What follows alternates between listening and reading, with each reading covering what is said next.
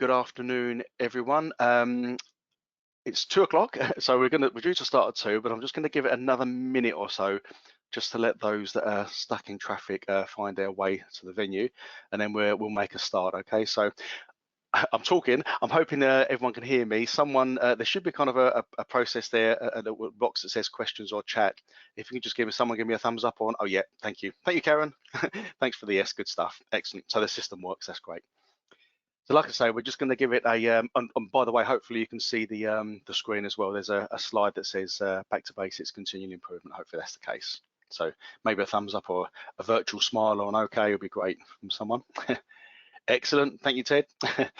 Good stuff. Okay, so yeah, we'll just give it literally to about another sort of 60 seconds or so, and then we'll make a start talking through the subject matter for this afternoon. So, right. Okay. Seeing, yeah, the numbers are still climbing, so wait till they peak, and then we'll make a start. Okay.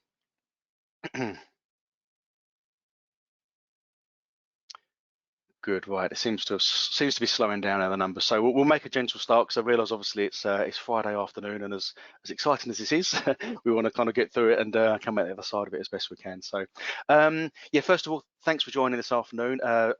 Subject matter this afternoon is around it's one of our Back to Basics series that we've been running over the last few months now. Amazingly popular. It's amazing that people that want to know about the fundamental things, which is not a bad thing necessarily. It's a good way to keep things simple. Okay, and so this afternoon we're going to be talking about continual improvement, in particular around 9001. But obviously, continual improvement is embedded within most, if not all, of the ISO standards. Certainly the core ones, the bread and butter ones that we all potentially kind of work to around quality, environmental health and safety, and so on. So yeah, although we're talking about 9001. The same rules largely apply across the board. Okay, so just going to start running through. There's a couple of little preliminary slides that I won't spend a vast amount of time on, but it's just a little bit of fluff, if you like, around NQA and where we are and what we do. So I'll just let those kind of appear on your screen, let you absorb them briefly, and then we'll get on to the subject matter.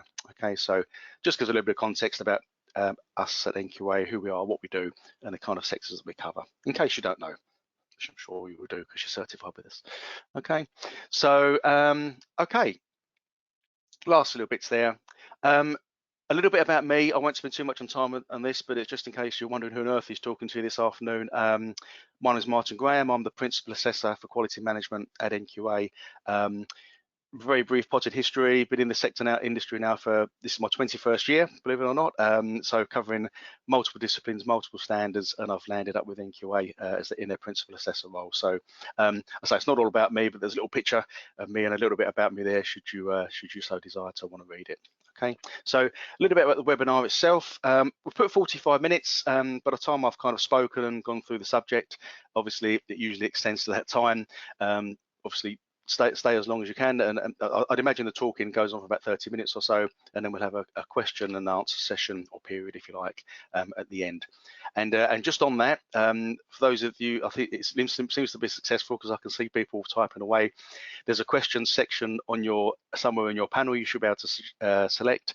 I won't do kind of one-on-one answers. There won't be a discussion as such, but obviously please feel free to enter any questions in there, and what I'll do is I'll answer them in one go at the end of it. Okay, just so that I can read the questions, answer them back, so that everyone gets to listen to what is being said and spoken about.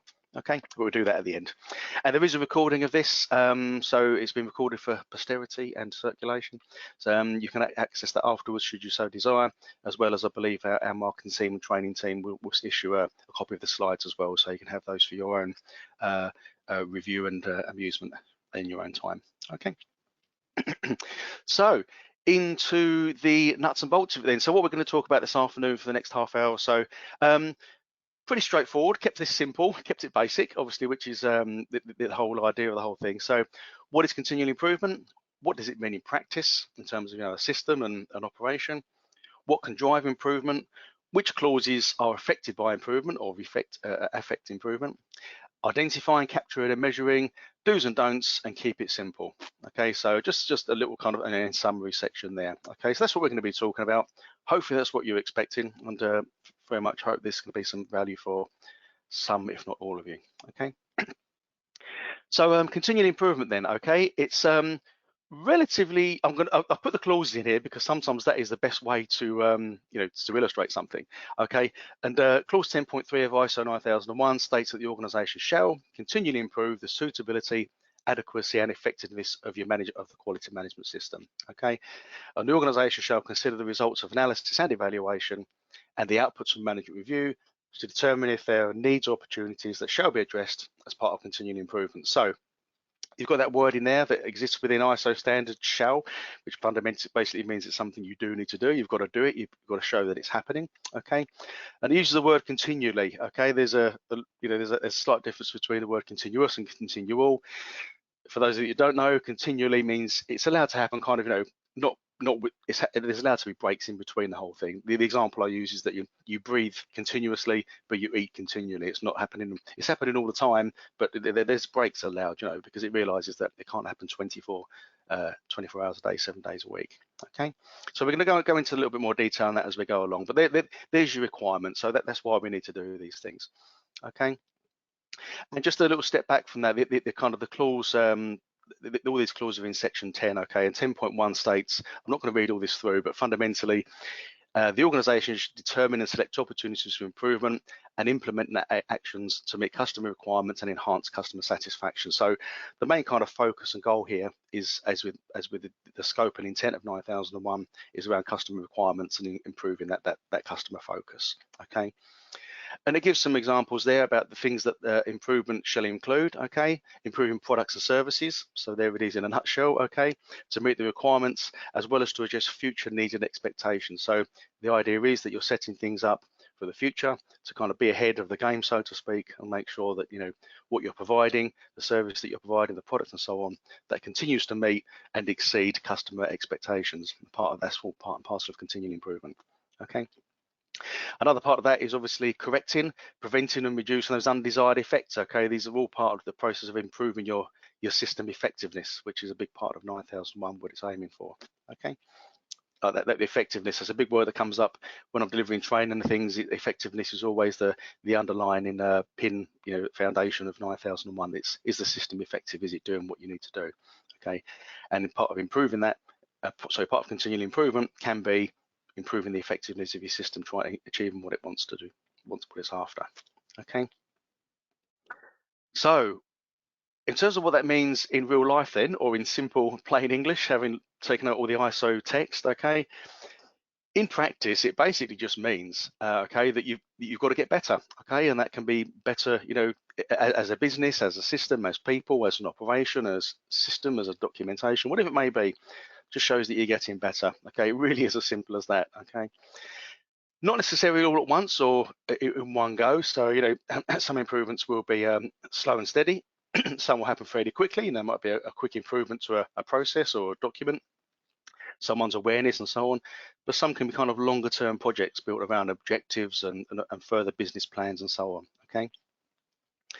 Fundamentally, it means kind of acting on what you know. So those of you that I'm sure have come across 9001 and run it would have seen the plan, do, check, act cycle. Okay, so the idea is that you're acting on evidence. Think the things that your business or your system is telling you, you're acting upon those and actively improving your system and the way that it performs in terms of to improve customer satisfaction and so on and so forth. Okay. And improvement can be in any respect. Okay, like I say, it can be built around, considered around improving people's awareness, their competence. It can be built around improving documentation, the efficiency or effectiveness of a process, whatever, just even down to the visual impact of an organization. It can be down to something like housekeeping or the way that the way your customers see you. It can be in, of course, any aspect. The standard doesn't make a distinction between what improvement can apply to. It's across the board. Okay. So just going back to those clause words, then it spoke about improving the suitability, adequacy, and effectiveness of what you do. So just to kind of break that down a little bit in a little bit more detail in terms of definition, suitability. So it's right for a particular person, purpose, or situation. So this is talking about your management system. Okay, so is it suitable? Is it adequate? So that's to say, is it satisfactory and acceptable? And is it effective? So is it achieving, that desired result? Okay, so in practice, you shall improve those areas when it comes to your management system. So the suitability, adequacy, and effectiveness. Keep it as simple as that. You're basically making sure that your system can continue to improve, continue to kind of achieve these things, and continue to do so more effectively, more efficiently, and on an ongoing basis. Okay. So in practice, remember what it is you're trying or required to improve. Okay, so you fundamentally, what you're trying to improve here is your desired results of your management system. Okay, so the management system's ability to achieve desired results. Okay, so you're making sure your system's effective in doing that. And those desired results, for those of you that may or may not be aware, okay, they can include, okay, obviously achieving your policy statement and goals and associated objectives, achieving customer satisfaction, reducing risk and pursuing opportunities. Those of you familiar with 9001 will know that it's built around kind of risk-based thinking. Okay, increasing efficiency, improving reputation and perception, and also increasing confidence in the brand, in the way that you do things, and your ability to do things. Okay, so that's really what the standard's after in terms of improvement. Okay, it's the ability of your management system to achieve these things, that examples of which we're seeing on the screen. Okay, can our system achieve it? It may be doing it, but it may be able to do it better. Well, okay, let's improve it so that it can do that as part of continual improvement. Okay. So what can drive improvement then? A number of things. We're going to put a few on the screen there. Okay, so drivers, fundamental, sits at the front of your system, and is a really crucial part of what goes on within any management system, and it's your policy statement. Okay, because that will include, those of you who've written one or read one, and it should include a statement or a statement there to the effect of continual improvement. It says that you will a commitment towards continual improvement. So that's kind of a starter for 10, but obviously your policy itself, that provides that framework for improvement, that framework for setting objectives. So that's your main kind of, that's what the organisation is trying to achieve. That's your goal, essentially. Then obviously supporting that, you've got your objectives and associated targets and so on and so forth. Naturally a good driver for improvement. KPIs, so they're your measure, so you can kind of see, well, okay, we've got to achieve this. We know that we've been measured on this. Let's make sure our system can support it and achieve those. Okay. You've got around compliance, obviously, compliance obligations in terms of legislation or contractual obligations. Customer feedback, that can be or feedback from from customers or end users or suppliers or anyone within the workforce. Okay. That can be a driver for improvement as well. So all these things, all these sources of information, as well as obviously at the bottom there, last but certainly not least, this idea of risk and opportunity. So the uncertainty within your management system, uncertainty within your operations, the more you can mitigate those and manage that risk, the more you're likely to improve and be more effective as an organisation in terms of achieving those desired results that we spoke about. Okay. So important to remember then, in just continuing this idea of things that can drive improvement. Okay, so remember that there's no requirement to set objectives or demonstrate improvement across all areas in one go. It can be easy to kind of think we've got to show this in a certain time frame, before the auditors come in and so on and so forth. Yes, obviously from a third party perspective, we talk about improvement and things that have changed over the period, but objectives and some improvements do take longer than that. Some may be 2, 3, 4, 5 year plans, and it's all part of that process. Okay, so don't feel like it's all got to be done in one go, within the 12 months before we come in and start asking questions again. Okay. An objective, yes, of course, they can drive improvement, absolutely, but obviously the process can arguably should be organic within an organization via processes such as feedback and monitoring and so on. So yeah, don't think it's just all about objectives and those kind of binary kind of things that can hang your hat on. It's very much a process of, it's a cultural thing. People talk about health and safety culture, but quality culture and so on and so forth. It's important to make sure that people are engaged with and can support what you're trying to achieve, and they understand what you're trying to achieve with your system in terms of improvement. Okay.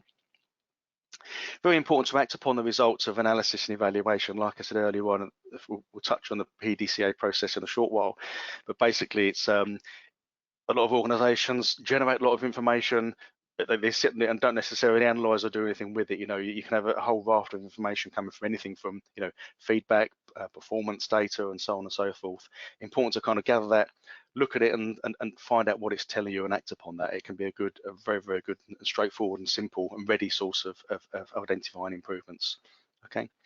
As well as obviously the results of management review. The management review process shall, it states in there, identify opportunities for improvement. Okay, it's one of the outputs of the management review process. So if that's not happening, if you are top management or you're involved in the management review process in any way, shape or form, do remember that one of the outputs of the management review process should be identifying opportunities for improvement in any way, shape or form: resources, process, system, policy, and so on. All those things are there. Okay. So clauses then, 9001 clauses: driving or affected by continual improvement. Okay, so the quick and dirty answer on this one basically is all of them. Okay, there's obviously only one continual improvement clause, but continual improvement is embedded, and it may not be explicitly stated, but it's it's kind of inferred, and across the board it's intended that continual improvement can apply and can be affected by any clause through from policy, resources, planning, context, operational, and so on and so forth. All of the above. Okay, it's not just not the fact that you need to do it. Recognize how that your system can capture sources of improvement and make sure that they're communicated and understood. Okay. And your system 9001, because it is there, that plan, do, check, act process. Okay. And the idea is it applies to all clauses in isolation. So yes, there may be specific improvement opportunities within an individual clause or an individual department or process, but it's a system by definition. ISO 9001 defines requirements for management system, and it needs to talk to each other. It needs to be joined up thinking, effective communication, and planning. Okay, so the process of plan, do, check, act will very likely lead to identifying or recognizing continual improvement. Okay, and for those of you that aren't familiar with that obviously we're not going to spend the afternoon talking about PDCA, but it is embedded in there. Okay, so fundamentally then when you're setting up and indeed operating a management system, the idea is that the structure of 9001 follows by almost naturally this plan, do, check, act process. So you establish what needs to be achieved and organize your resources. So you set your policy, you get leadership involved, top management, you set your objectives, and so on and so forth. You get the infrastructure and resources ready to do what you need to do. You do the job, you provide the service, you act as a business, you operate. Okay, then you check to make sure that your intended outcomes, your objectives, your policies, and your customer satisfaction is all being achieved via the check-in process, and then you act upon that. And it's the acting part that really drives that continuing improvement process, because although it doesn't show it here, the acting part does go around the full circle, leads back into the planning side of things. So if you're identifying opportunities around training, for example, or weaknesses potentially around training, that could result in acting in terms of obviously making that person more competent, providing the training and so on.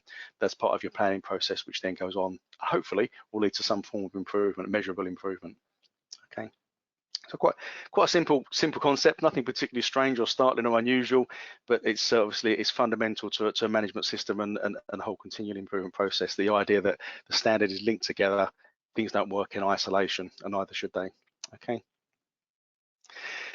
So in terms of identifying improvement opportunities then, few things to think about. Okay, so continual improvement, like we've said, it's more of a cultural thing than a specific process or system. You can have a defined process, and you can write things down, and you can define a procedure, and we're going to do this and do that and so on, and the mechanisms for it. But it very much is a cultural thing, and that's important when you're setting up and running your system, that that it's put across that it requires everyone within the organization, to adopt as part of their day-to-day activities, just a natural thing to suggest things, to be aware of things that can be improved, and make sure that is executed. Okay, and make sure that if someone's got a good idea or an opportunity, that they've got the means and time to be able to communicate that back. That it doesn't just disappear into down a hole and no one acts upon it. That it's recognized and acted upon. Okay. Like I said, some of the areas that you can consider around that can be a source of opportunity around customer satisfaction. So a natural, obviously, if you're asking your customer, if your customers are satisfied, great. But if they're not, or if things that can be done better, then understand that, have that mechanism in place for soliciting that, engaging that level of satisfaction. Okay. On the other side of the coin, obviously, if there's any complaints, yeah, that they can, as long as they're justified and founded, they can be a source of improvement or from a management system perspective. Market research, input from workers, suppliers, and other interested parties. Like I say, it's not, none of this is down to an individual within an organization. It may be down to an individual to kind of collate and execute things, but there's nothing wrong with going out and seeking people's views and getting people to consult with people and seek their views and opinions on things by means of identifying opportunities. Okay. Internal and external monitoring, so your own internal audit process, your own checks and measures and so on, as well as obviously external audits and supplier audits potentially, whatever it may be, all be used as good tools for looking for improvement. Weaknesses, if you want to call them that can, and the more you can iron out those weaknesses and risks, more chance you're going to be more effective, and it's going to demonstrate improvement. Okay. Products and process non-conformities, of course, the standard says that you've got to identify these, investigate them, act upon them. They may be isolated, maybe pretty low impact, but if there are many over and over again, you might see a trend that might indicate a process issue that could identify improvement and mitigate your risk a bit more. Okay, so yeah, look, a few things to consider there around potential sources or things to consider when identifying opportunities for improvement. Okay. It may be, obviously, that's kind of in general, but you may look at objectives or improvements around things on a project basis, or around a particular process or product or service within your organization. So nothing wrong with doing that. You can identify a particular area for targeted improvement and approach it that way around. Okay. So it may be around things like, such as on the screen there, okay, around non-value added use of infrastructure, ineffective steps in your processes. Okay, it's it might be a waste of energy, waste of resource, waste of time, whatever it may be. These can all be used to help identify and bottom out continual improvement. Okay. So in terms of documenting things then, okay, because the standard's all about documentation, to have confidence that the system's working as planned, okay? Now, like I've said, you don't need to necessarily document your procedure or process for continual improvement, but obviously if that helps you, and it provides a focus and something to hang your hat on, that's absolutely fine, okay? You can document to your heart's consent. In terms of, it's a phrase we use, or I use certainly, is be sure to celebrate your successes. Don't think, just if there's auditing can be a little bit kind of, or considered to be a little bit kind of negative, and it's maybe unfairly so, but I think, when you're running a system, internal audits and so on, and checks and measures, they're certainly not about the negative things. And if there's good practice being observed somewhere, and that can be carried over to another part of the business or the system, then do so, okay? Celebrate them, communicate them, okay? An improvement may be small and gradual, like I said before, or significant and instant, okay? But all of them count. There's no kind of, the standard doesn't say, all improvements need to be fantastic and, of a particular scale or nature. It just says it needs to be a continual process that happens to enable you to achieve what you're trying to achieve, those desired outcomes. Make sure you recognize and communicate them, really important. Okay. So yeah, when you're considering your process and procedure and setting that up and making sure that you've got the process in place to recognise and capture continual improvement, make sure obviously you've got that people understand what improvement is and what you're trying to achieve with improvement and how it can affect them. Okay, look at your existing processes and whether they're working effectively. Okay, looking for current and known issues, develop those solutions. Obviously, tracking metrics and any data to support that. Evaluate and see what's in terms of prioritizing. Okay, review what any actions and act upon those. Okay, so the idea is set up a simple process, be it documented or not, and the idea is that you've got this idea again of working through a process that makes sure that opportunities are identified, they're captured, and more importantly acted upon. Okay, and any actions that you take are reviewed for their effectiveness. Okay. So yeah, and within that procedure and process as well, call it what you like, things to consider. make sure kind of people know who's responsible. That there may be an ultimate owner for this process, but obviously, everyone's essentially responsible, but there can be an accountability. So if it's going to form a focus, if someone's going to kind of own this whole improvement process, or be responsible for capturing things and communicating, make sure that's defined and they understood that. Okay, so all the various steps, people know what they should be doing at various stages. Okay. So measuring effectiveness then, so once you've decided to take an action to hopefully improve what you're doing and what you're trying to achieve, okay? So once a solution's been developed and implemented, okay, measures and metrics will identify what can be tracked and used to determine whether or not the solution is effective. So the idea here is that obviously in terms of demonstrating improvement, if you could take an action to achieve that, you want to make sure that action's effective. Is it worthwhile? Is it achieving what we need it to do? Okay, and that may be a very quick flick of a switch action, but sometimes it might take a bit more time to bed in. Okay, you need to determine those measures to show whether or not it's been effective, and ultimately, is it giving us the improvement that we intended? Okay. Information for the metrics, idea, that information itself can lead into a process in terms of a plan and solution for taking further action and so on. So it's an iterative kind of process that leads to ongoing improvement. Okay, and ultimately the metrics themselves, those measures, will tell you hopefully whether or not the objectives of the solutions are being met. So is the whole process being effective? Okay.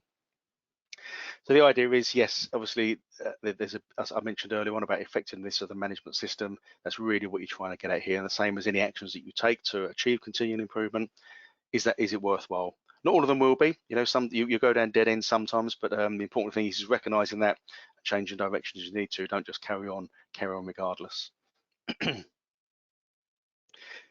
So some do's and don'ts then, and don't worry, the apostrophes are in the right place. I did check a number of times on the internet that they're in the right place, so the grammar's correct, believe it or not.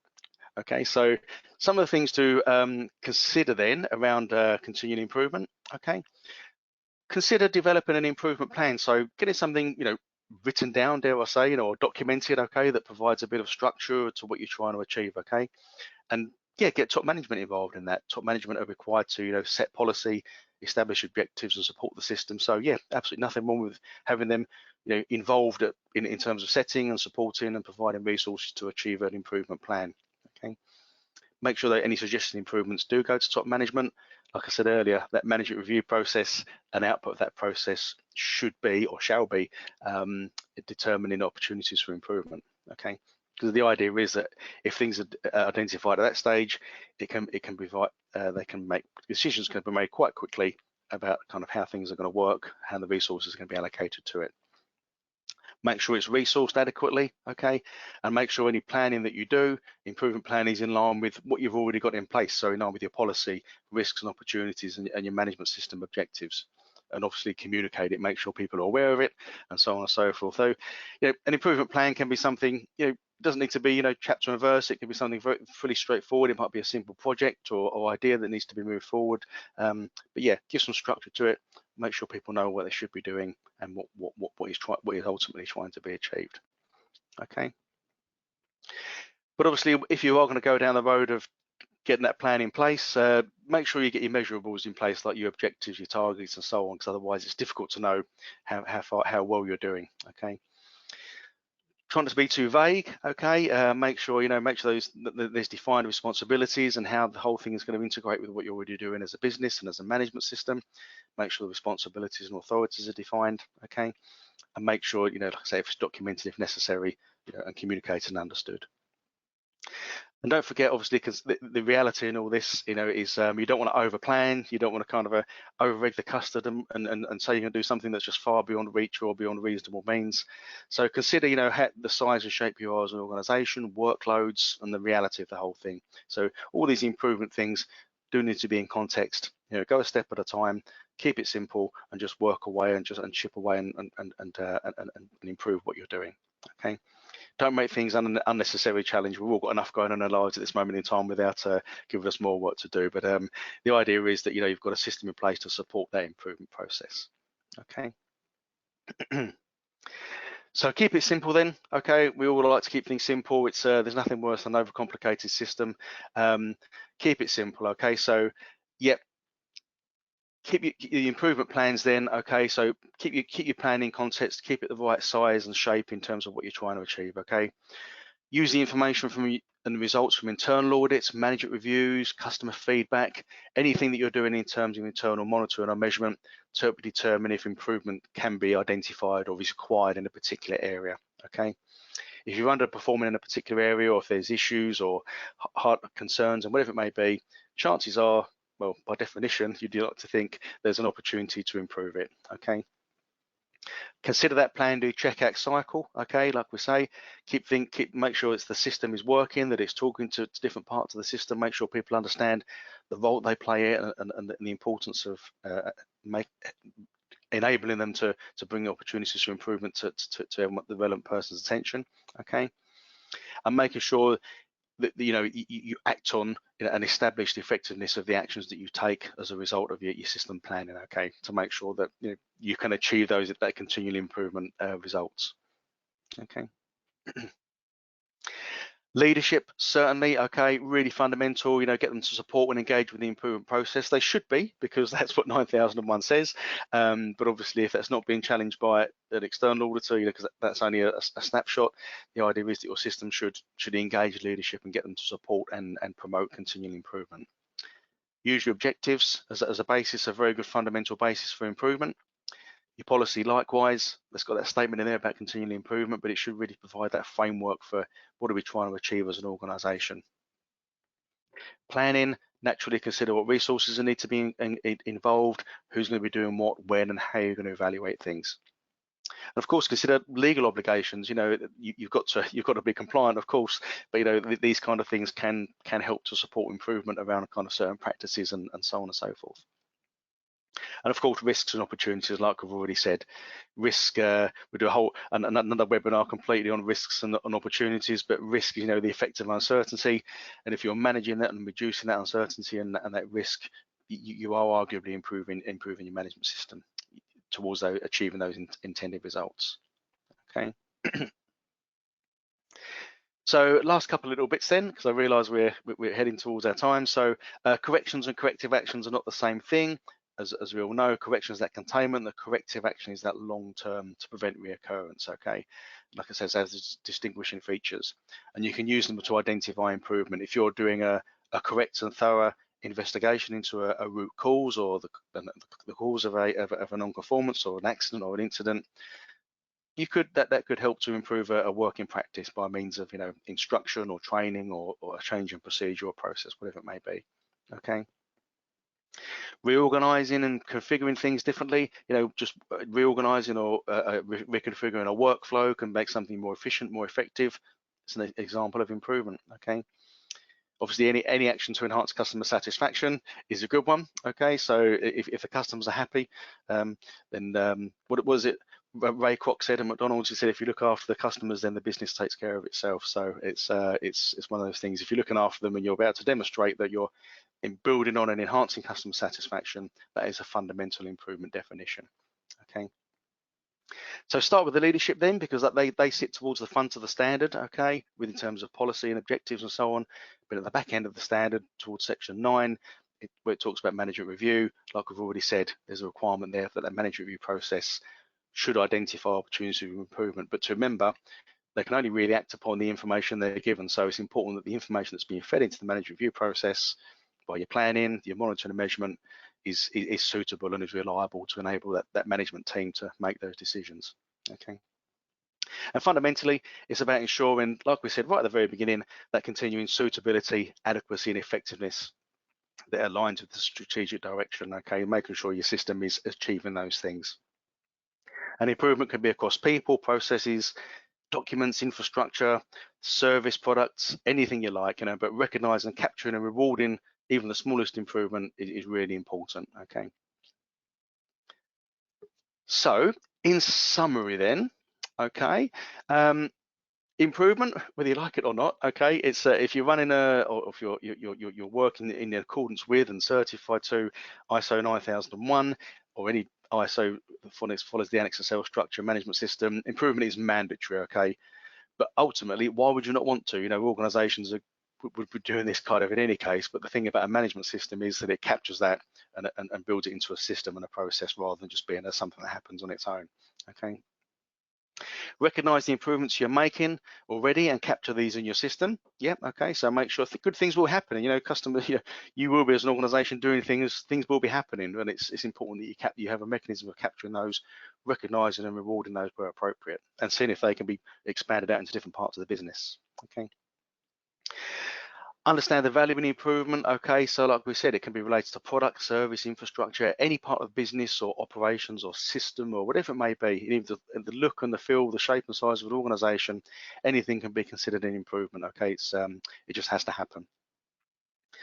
I don't get too caught up in this whole idea of quality. I don't want to be careful what I say there, but quality is simply that term quality. It can still have a bit of a stigma, okay? But quality is simply the degree to which a set of inherent characteristics of an object fulfills requirements. So basically, does it do what it's supposed to do? Does it meet requirements? Is everyone happy? Okay. And if your management system is supporting that, then and seeking to make sure that more effective and efficient process, that will demonstrate improvement for you. Okay. All you're trying to do is be better at making things as good as they can be. Okay. And obviously apply, and last but not least, apply those PDCA principles. Okay. So make sure you act on information. Well, make sure you've got mechanisms for, capturing information first of all, checking that it's happening, and then acting upon it accordingly. So it always goes around the cycle. Okay. So there we go. So pretty straightforward then. Hopefully that was basic enough. Obviously it's it's one of those things that, as an auditor, sometimes it's not maybe the most strongly audited of clauses, but you don't sit there necessarily and say, okay, tell me what you've improved since last time. But I do actually kind of try and answer that question sometimes, tell me what's happened, because the more you ask, the more people volunteer things, and it gets them kind of recalling things. Oh yeah, we do this, we've done that, and I say, well, okay, that's great. Just make sure they're captured, okay, and recognise that. What have you done with that information? Okay. So yeah, that's pretty much the extent of it in terms of what I wanted to say. We're about right time-wise, which is good. What I'm going to do now is look at the questions that we've got. Let me just see what I can do here. Questions. There it is. Right. Okay. So what I'm going to do, I'm going to go through these and read them out. Well, ones that are relevant, and then I'll answer them as we go, because you may have a similar question in your mind, and we can take it from there. So, so someone said, when we talk about compliance, are we talking about quality with respect to the documentation and quality of the product that you manufacture only? So when we talk about compliance, are we talking about quality with respect to the documentation? Well, compliance can mean anything. Compliance obviously can be with a standard, 9001, of course. It can be with regards to legislation or regulation. It can be compliance with your own management system. It can be to compliance with products or statutory requirements and so on. So compliance obviously is a very broad word, but fundamentally what you're looking in terms of compliance, you're looking for is everything we're required to be doing being met, essentially, in every respect with regards to product or service. Okay, and is the system effective in achieving that? Okay. What is the expectations of software validation in 9001 2015? Well, I'd have to come back to you on that, because it's a little bit of an awkward question. It might want to go into a bit of depth on that one, but I'd have to come back to you, because it's not really around improvement, but we'll have a look at that if we can. Okay. Many thanks. Thank you. Is a problems log essential, or can it be combined with an improvements log? Well, I'll answer that. A problems log isn't essential, okay, and can it be combined with an improvements log? Yes, I suppose so. There's kind of quick and dirty answers, but just to kind of build upon that, standard doesn't define, or it doesn't use the term improvements log, or whatever it may be, but what it does ask is that if for example there's an issue, a non-conformance, that there's evidence of that detail of that non-conformance and the actions and steps that you've taken. Okay, there needs to be documented information in that regard. Whether or not you go to the extent of forming like a full risk and improvements log and so on and so forth, that's entirely up to you. The standard's not explicit. So yeah, problems log it's not essential. Can be useful, because obviously it can show that you're capturing things, that you're acting on things and issues and so on, and it can also provide information, later down the line, if in a year's time you've got to do a review and analyze some data, it can certainly provide some information in that regard. Okay. Someone saying thank you, no problem. What would be an what would be an example? Sorry, guys. What would be an example of evidencing continuing improvement against ISO 9001? Well, what would be an improvement example of evidence in continual? I mean, it could be anything from increased efficiency, reduced customer complaints, increased customer satisfaction. It could be to do with increased worker engagement. It could be the objectives are being achieved and progressed. It could be that it could be anything. I know it's a very broad answer, but you think of any clause in the standard, training people, increasing their awareness. It's all examples of improvement, improving your infrastructure, investing in your machinery and equipment, whatever it may be, investing in your people, of course. All examples of improvement. It's not an absolute thing. It's not a binary thing that we're looking for, but it can be anything essentially. Okay. Someone said, thank you, you're welcome. When an organization, sorry, I'm up and down these logs here. Okay, when an organization practices Lean Six Sigma and employee suggestion schemes, must these continuing improvement practices be documented? Well, no, I mean, the standard doesn't say that, you must document those a Six Sigma process or whatever it may be, but when you look through the standard, it does call out to various things. It says documented information, okay, and it says documented information in terms of 9001 needs to be maintained and retained as required by the standard. So any part of the standard that says that documented information needs to be there, such as a policy and objectives and so on, that has to be there. But what it also says is the organization's management system shall include documentation determined by the organization as being necessary for the effectiveness of the management system. So if you think that a Lean Six Sigma employee suggestion machine, if you think that's relevant and necessary to be able to demonstrate the system's effectiveness, then that needs to be documented. It's entirely up to you as an organization. I know that's a hopefully vague answer, a very politician's answer, but that's the reality. It's up to you to determine and say, look, if we've got, do we need this or don't we? If we don't have it, does that increase the risk of not being able to show that our system's effective? Okay, you can set your train set up as you like it. Okay. How can we demonstrate continuing improvement in document part? Well, I mean, in terms of documentation, I mean, it can be, just making that. Sometimes it can be as simple as the way that a documentation looks and feels. It can be down to how the documentation is held. People consider improvements around documentation is moving like to soft copy and greater availability. Is the documentation reviewed and understood and communicated? I mean, in terms of documentation, it can be anything really. It can be the look and feel of it. It can be the way in which it's understood, the way it's compiled, and so on and so forth. There's any number of ways in which documentation can be improved. Okay. I think that was it. I can't see any more. I think those were the questions. Forgive me if I will have another quick scan through, but they were all the questions that I believe I could see. So no, yeah, I can't see anything there that I missed. I don't think I did. If I did, forgive me, but I've been through it twice and I can't see. So, I mean, that's it pretty much. That's what I wanted to talk to you about. I'll keep my eyes open for any last little questions as we go in, as before I close off. But if you want to leave, please feel free to do so. Thank you for coming along. I hope it was of value, and keep your eyes open, obviously, for anything that we're doing in the future with regards to webinars and any other training that may be on your radar. Okay. You'll receive a copy from our team at NQA with a copy of the recording and also these slides. So do please feel free to have a look through that and ask any questions should you have them. Okay. Failing that, enjoy your weekends. Thank you for listening and stay safe and well. I'll see you next time. Take care. Bye-bye.